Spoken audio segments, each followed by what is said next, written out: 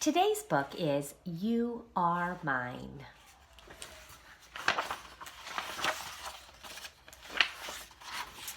Punchinello lived in Wemmixville. Just like other Wemmicks, he was made out of wood.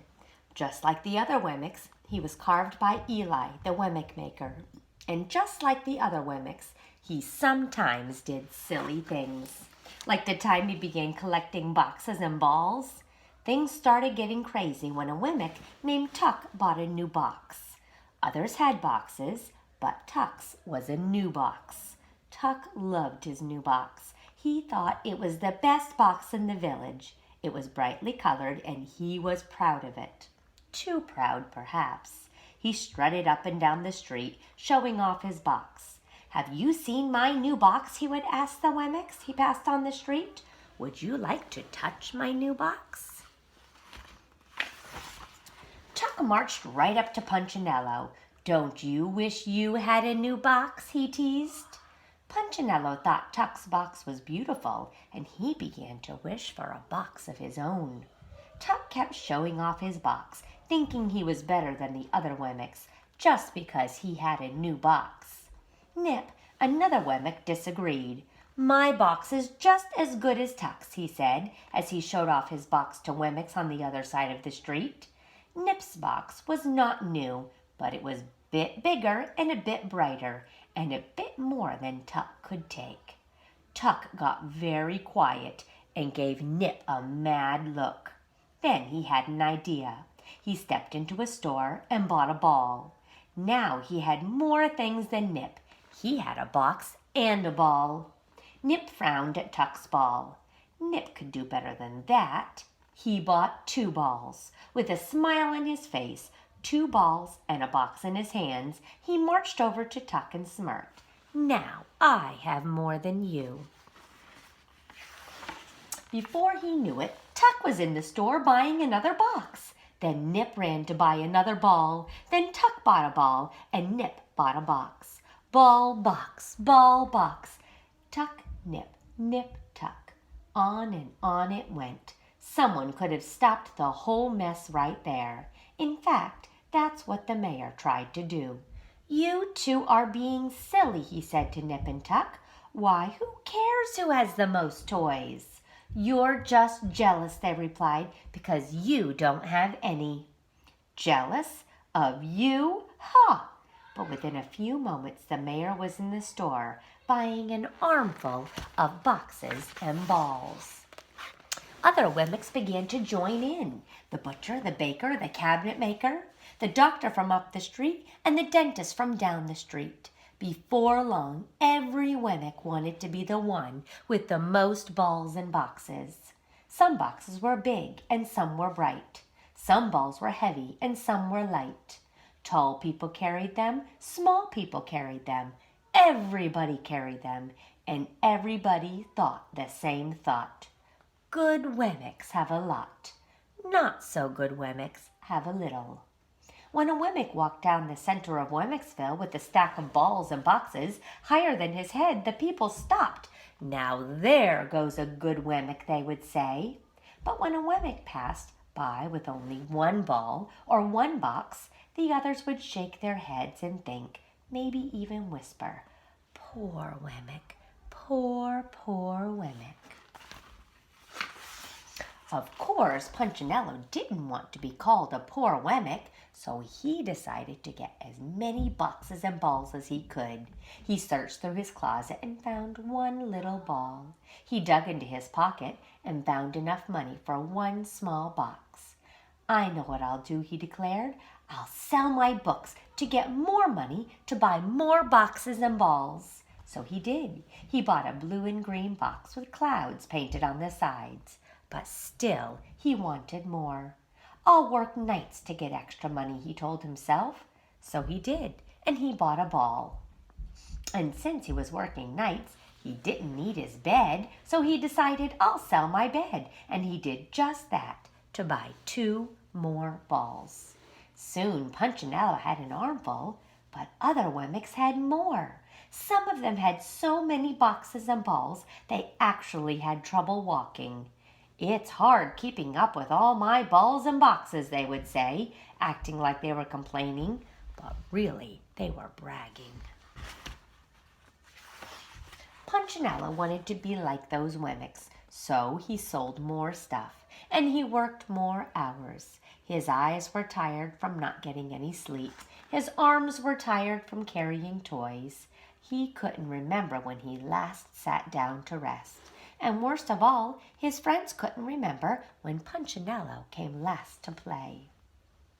"We haven't seen you for a long time," his friend Lucia said to him one day. "Why don't you come and play again?" asked his buddy Splint. Not everybody cared about balls and boxes. Punchinello's friends didn't, but Punchinello cared more about having boxes and balls than he cared about having friends. "I've got work to do," he told them, and his friends would sigh.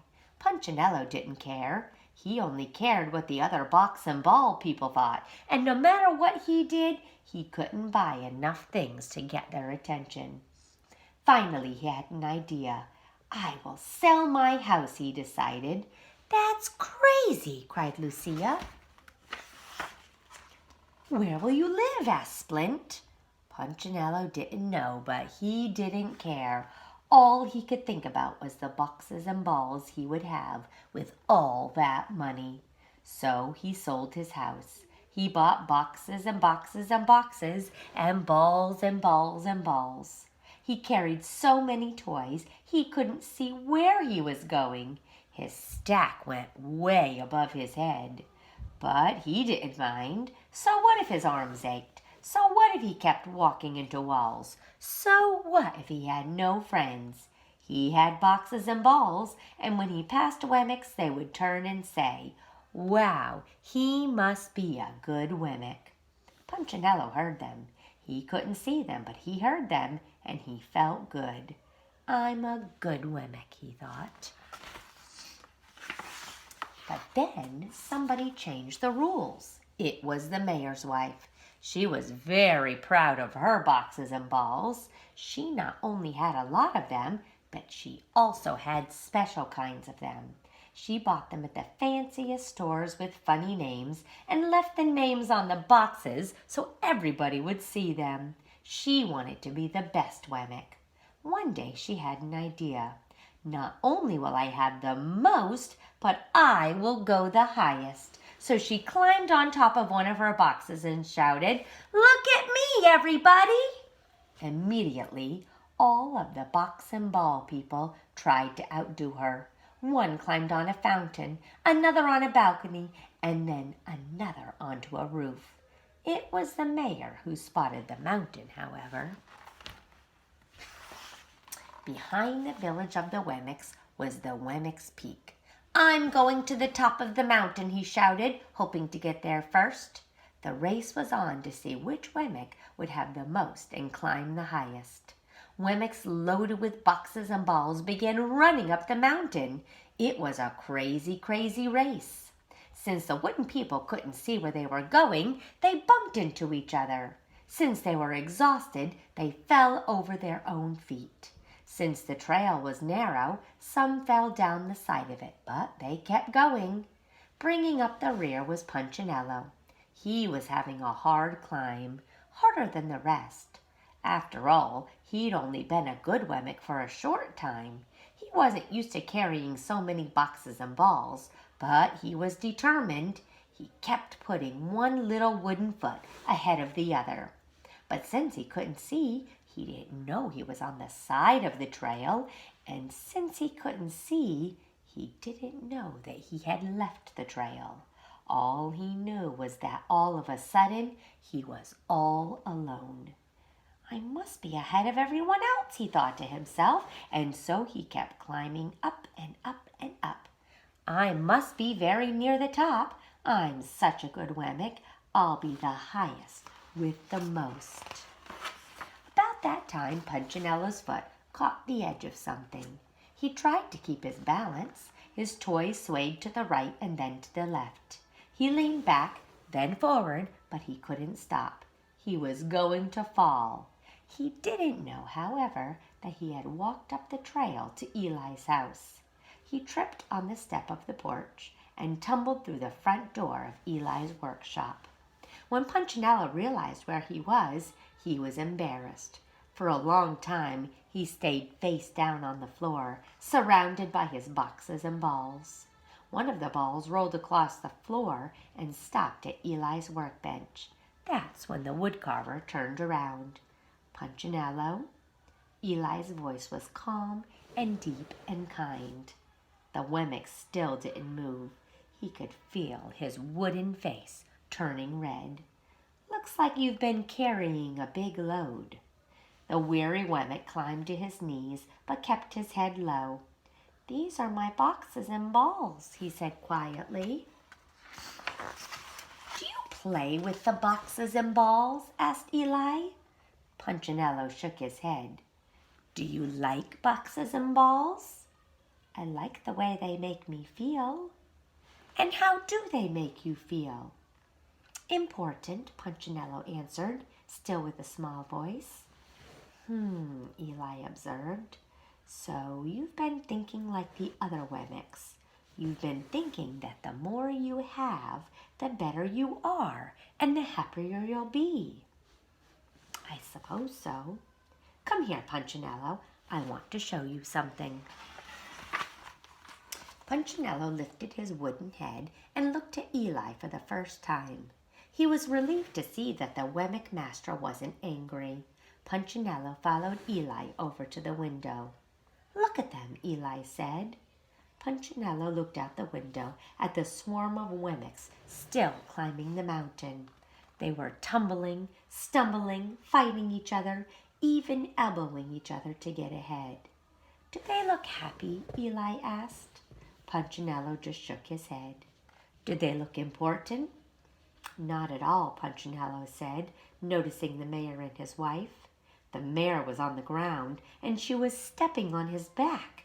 She had a box on her head, and he had a ball in his mouth. Do you think I created Wemmicks to act that way? Asked Eli. No. Punchinello felt a big hand on his shoulder. Do you know how much your boxes and balls cost you? My books, and my bed, my money, and my house. My little friend, they cost you more than that. Punchinello was trying to remember what else he had sold when Eli continued. They cost you happiness. You haven't been happy, have you? Punchinello paused. No. They cost you friends, and most of all, they cost you trust. You didn't trust me to make you happy. You trusted these boxes and balls. Punchinello looked at the pile of toys. All of a sudden, they didn't seem so valuable. I kind of messed up. That's okay, Eli replied. You're still special. Punchinello ducked his head and smiled. You're special, not because of what you have. You're special because of who you are. You're mine. I love you. Don't forget that, little friend. I won't, Punchinello smiled. Then he paused and asked, Eli? Yes? What should I do with these boxes and balls? Perhaps you should give them to someone who really needs them. Punchinello turned to leave but stopped again. Eli? Yes? I don't have a place to sleep. Eli smiled and offered, Would you like to sleep here tonight? I sure would. I'm very tired. And so that night, Punchinello slept on a bed of wood shavings. He slept well. It felt good to be in the house of his maker.